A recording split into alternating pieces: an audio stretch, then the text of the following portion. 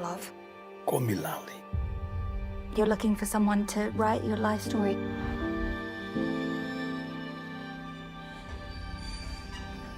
So this is a love story. Welcome to Auschwitz.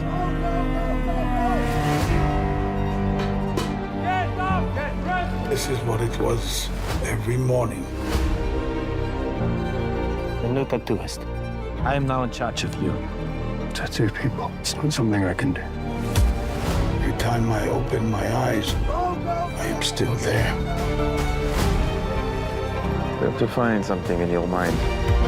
A good thing. You can't get in here. I found something there. Someone.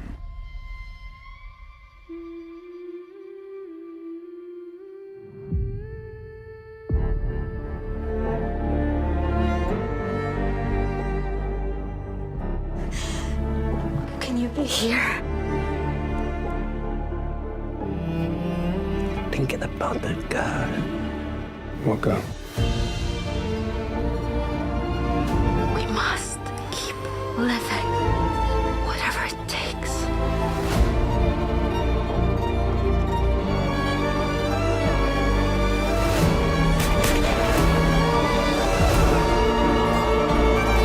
Love still exists.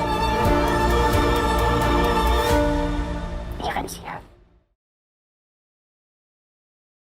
Bonjour à tous et à toutes, j'espère que vous vous portez bien. Bienvenue dans cette nouvelle vidéo dans laquelle je vais traiter, traiter pas vraiment, mais plutôt vous parler d'une œuvre que j'ai découvert très récemment sur la chaîne M6 et qui est encore actuellement disponible en replay. Alors, la particularité de cette vidéo est que c'est la quatrième œuvre très difficile dont je vais traiter. Il y a eu Le Consentement, Sound of Freedom, la série Evil, et là aujourd'hui je vais vous parler d'un roman adapté en série télé et qui s'appelle Le Tatoueur d'Auschwitz.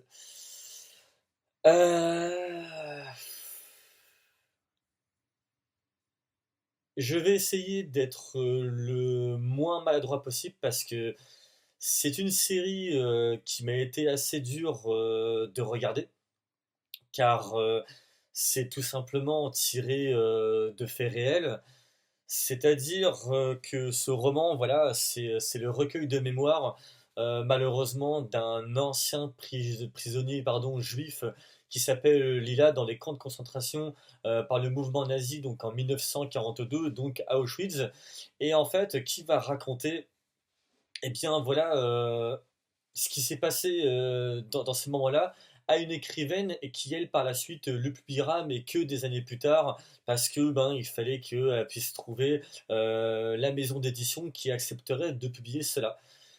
Et donc, au travers de ces mémoires, la série en fait va être divisée en deux temporalités. Une première, donc, on va suivre ce vieil homme qui est magnifiquement interprété par Harvey Keitel, qui signe son retour avec cette nouvelle série, et d'ailleurs dans laquelle il a obtenu le prix, meilleure interprétation, ce qui pour moi est amplement mérité, et que vous pouvez également retrouver dans la filmographie de Quentin Tarantino. Et donc on suit donc le personnage de Lali, donc interprété par Harvey Keitel, et qui va expliquer donc à cette écrivaine ce petit recueil de mémoire avant de décéder. Et donc la série va donc suivre le quotidien de cet ancien prisonnier juif, et on va donc par conséquent découvrir les coulisses malheureusement de ce fameux centre de concentration qui du coup est un holocauste. À savoir donc dedans les chambres à gaz, des expériences, des viols, des enfants qui vont se retrouver être incinérés, mais ça va être montré de manière suggérée. Malheureusement, des massacres de juifs en four à crémaillère, des exécutions. Et je pense aussi notamment, moi, à une scène qui m'a particulièrement marqué, celle d'un jeune homosexuel qui devient très bon ami avec donc Lali, mais qui va se faire castrer. Et je vous raconte pas la dureté de cette scène. Dans cette série, alors on est à moi, ça va être du 50-50. Il va y avoir des scènes suggérées et d'autres scènes explicites. Et pour marquer vraiment le coup en tant que recueil de mémoire, quand on nous replonge en fait dans le passé, eh bien il y a des images, des identités des gens qui en fait sont mortes. Ce qui ajoute un côté très horrifique, très glauque, très pesant. Et honnêtement, ben, c'est une épreuve hein, quand même que d'avoir regardé cette série. Moi, est-ce que j'aurais à vous la conseiller? Je vous dirais oui, parce que c'est nécessaire. C'est-à-dire que, bah, premièrement, c'est nécessaire de se rappeler quand même qu'il s'est quand même passé des choses horribles, et notamment cet holocauste en 1942 sous le mouvement nazi, donc à l'époque de Hitler. Et c'est surtout que voilà, de savoir bah, voilà, que ça a été une des guerres surtout peut-être les plus horribles voilà, dans l'histoire de l'humanité. Et d'ailleurs, ça me fait penser aussi que là, en tombant sur des commentaires justement avant d'enregistrer justement cette vidéo, je regardais des commentaires qui disaient que oui, de toute façon, cette nouvelle époque des 18-25 ans de TikTok, ils comprennent rien à la vie, ils savent même pas ce que c'est qu'un holocauste. Alors j'aurais justement envie de dire à ces personnes-là, et je ne suis évidemment pas là pour taper un débat, je n'ai pas, moi, d'ordre à donner à qui que ce soit. C'est simplement un constat, un point de vue. Mais ces jeunes, euh, alors ok, on a les réseaux sociaux, Instagram, TikTok et toutes ces autres conneries. Mais il y a aussi une part d'éducation en fait. Il y a ce qu'on appelle l'histoire. Et cette histoire, c'est aux parents de la transmettre. C'est de leur responsabilité. Donc voilà, je ne dis pas ça voilà, en pointant qui que ce soit, mais simplement je trouve cela trop facile en fait. Ces jeunes, voilà, ils ont besoin qu'on leur explique, qu'on leur montre et qu'ils comprennent ce que leurs ancêtres ont pu traverser, que ce soit des guerres pour le droit des femmes, les holocaustes, donc par conséquent Deuxième Guerre mondiale, la Première Guerre, toutes ces choses-là, il faut leur donner, et comme ça ils comprendront. Donc bon, voilà, prendre un petit peu de recul, ce serait bien. À présent, concernant la série, ouais, bah moi, perso, j'ai été, quand je suis ressorti de, quand j'ai fini le visionnage, bah j'ai été regarder un épisode de Regan Fille parce que c'était très dur. Ça a été très dur à regarder. De toute façon, c'est simple, hein, toutes les séquences sont toutes insupportables. On est dans le cœur même de la violence bah, de cet enfer. Et moi, il y a deux sons de cloche qui ont sonné en moi, résonné. Quand je l'ai regardé, la première, c'est quand Lali donc raconte son récit à Heather Harris, qui est donc l'écrivaine qui publiera par la suite ses mémoires, mais dans un format romanesque. Il lui dit à un moment donné, mais vous savez, qu'on soit noir, arabe, français, asiatique, autrement dit, peu importe notre origine, et peu importe notre orientation sexuelle, mais quand on est en enfer, de tout ça on s'en fiche, parce que avant toute chose, nous sommes des êtres humains.